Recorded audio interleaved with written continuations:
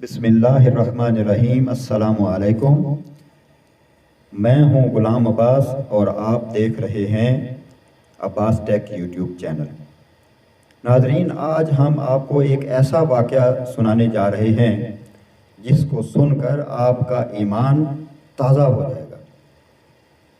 اور ایمان تازہ کیوں نہ ہو کہ واقعہ ہی ایسا ہے، اور جس کے بارے میں ہم بتانے جا رہے ہیں ان کا تو کوئی جواب ہی نہیں ہے۔ واقعہ یوں ہے کہ حضرت محمد صلی اللہ علیہ وآلہ وسلم حضرت ابو طالب کے ساتھ شام کی طرف تجارتی قافلہ لے کر جا رہے تھے۔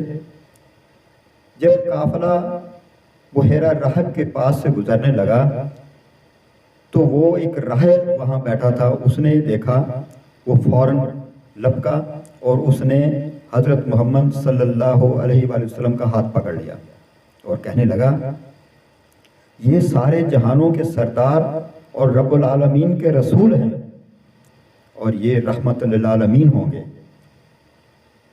قافلے کے ساتھ جو لوگ تھے انہوں نے پوچھا، تم یہ کیسے کہہ سکتے ہو؟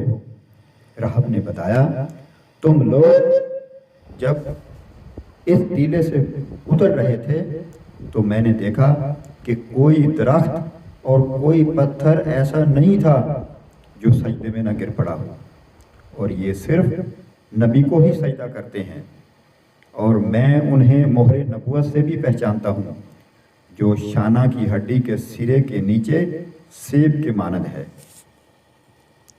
اس سے بڑا واقعہ اور کون سا ہو سکتا ہے ہمارے پیارے نبی صلی اللہ علیہ وسلم کی شان میں؟ ان کی شان کا کیا کہنا، ان کا کوئی جواب ہی نہیں ہے، ان جیسا کوئی ہے ہی نہیں ہے۔ السلام علیکم ورحمۃ اللہ وبرکاتہ۔